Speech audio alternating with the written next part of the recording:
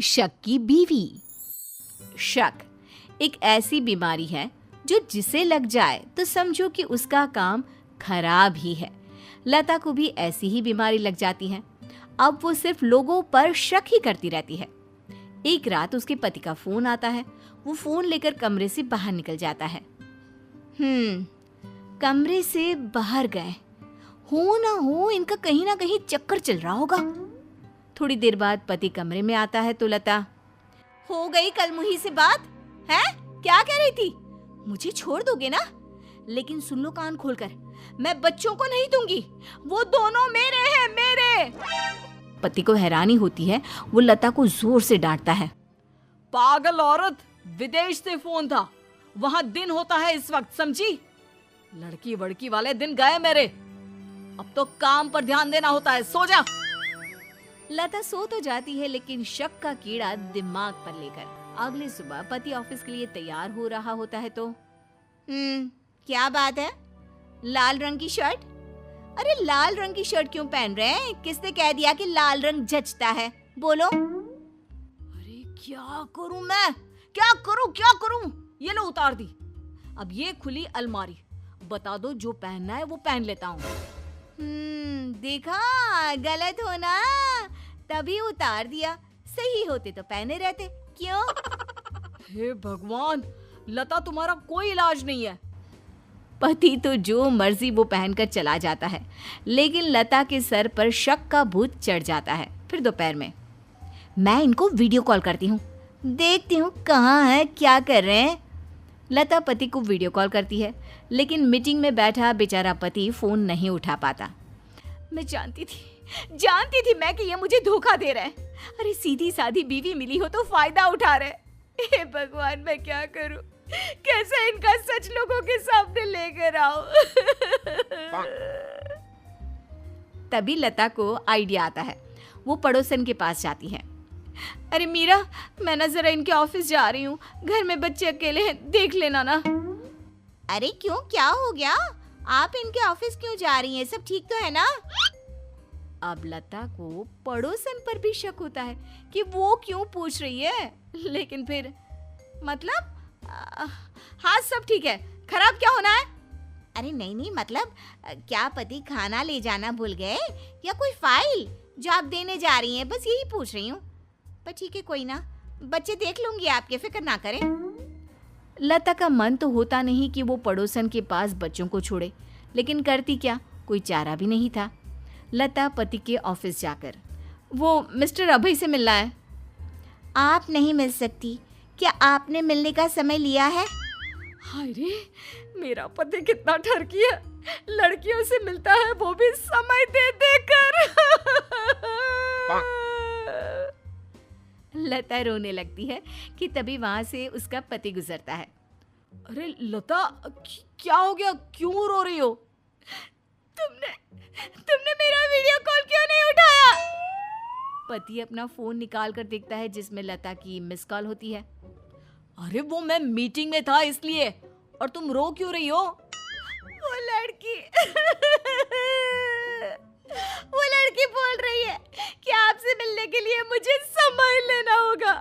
यानी आप इतनी लड़कियों से मिलते हैं कि सभी को समय लेकर आना होता है। अरे गंवार औरत, मैं यहाँ एक बड़े पद पर काम करता हूँ, मैं कैसे किसी से बिना वक्त लिए मिल लूं?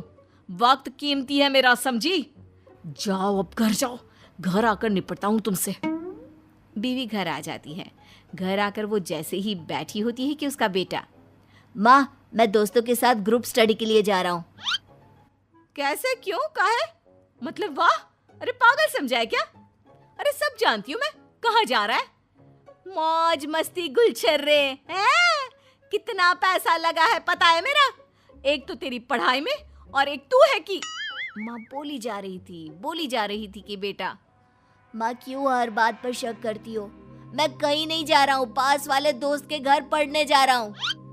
ठीक है जा, लेकिन मेरी एक शर्त है, वो ये कि तू ना वीडियो कॉल पर रहेगा मेरे साथ जब तक पढ़ाई कर रहा होगा। माँ पागल हो गई है क्या?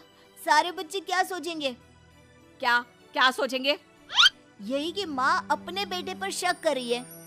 तभी बेल बजती है और पड़ोसन हाथ में खीर का कटोरा लेकर आती है। देख ले, जाना है तो वीडियो कॉल पर रहना होगा, नहीं तो नहीं जाना। तो नहीं जाऊंगा माँ, लेकिन अपनी बेइज्जती नहीं कराऊंगा। ये बोलकर बेटा अंदर चला जाता है। लता, ये मैंने खीर बनाई थी, खा लेना। लता कटोरा देखती है और उसे शक हो जाता है कि कहीं पड़ोसन ने उसमें कुछ मिला तो नहीं दिया। अच्छा, तो खीर लाई हो? क्यों लाई हो? यहाँ इतने पड़ोसी हैं, कहीं दी है या सिर्फ मेरे लिए ही लाई हो? अरे इतनी थोड़ी ना बनाई थी कि पूरे मोहल्ले को बांटो। हाँ, तो मुझे ही क्यों? सच सच बताओ, क्या मिलाया है खाने में, बोलो। पड़ोसन ने अभी अभी लता को बेटे पर शक करते देखा था।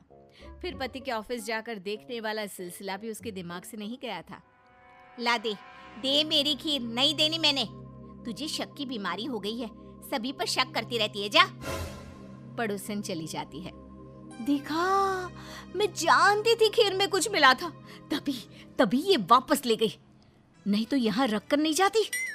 माँ कैसी बात कर रही हो? परेशान कर रखा है तुमने सबको शक के कारण। वाह, अब ये मेमना भी बोलने लगा। वैसे तुझे क्या प्रॉब्लम हो गई? हाँ, तू क्यों बोल रही है? जरूर तुझे भी कहीं जाना होगा, तभी चौधरी बन रही है। अरे बहना, किससे बात कर रही है? माँ पहले वाली माँ नहीं रही, चल अंदर। सभी लता की शक करने की आदत से परेशान हो जाते हैं। रिश्तेदार से लेकर आसपास कोई अब उनके घर नहीं आता। एक रोज, जीवन बड़ा नीरस सा हो गया है, ना कोई आता है ना जाता है। छुट्टी के दिन जहाँ वक्त नहीं मिलता था, आज लगता है कि ऑफिस ही ठीक है। हाँ, किसका इंतजार रहता था आपको, सब पता है। वैसे भी कोई नहीं आएगा, कभी नहीं आएगा। शाम हो जाती है, पति परेशान हो जाता है। पापा कोई नहीं आएगा। अरे किसका इंतजार है और क्या है, क्यों इतने परेशान हो रहे हो आप लोग? आज तुम्हारा जन्मदिन है ना? माँ, पापा ने सरप्राइज पार्टी अरेंज की थी, सभी को बुलाया था, लेकिन कोई नहीं आया। हम लोग अब अकेले ही लता के जन्मदिन का केक काट लेते हैं। ढेर सारी सजावट वाले कमरे में पति लता को लेकर जाता है, जहां अकेले ही पूरे परिवार के सामने लता केक काटती है। उसे अपना आखिरी साल वाला जन्मदिन याद आता है, जहां वो इतने सारे लोगों के साथ केक काट रही थी। कितने तोहफे और कितनी खुशी थी। लेकिन ये क्या, उसकी आदत के कारण वो आज अकेली रह गई है। मैं समझ गई आप लोग क्यों परेशान हैं। मेरी शक करने की आदत ने मुझे ही नहीं, आप सबको भी समाज से अलग कर दिया। मुझे माफ कर दीजिए।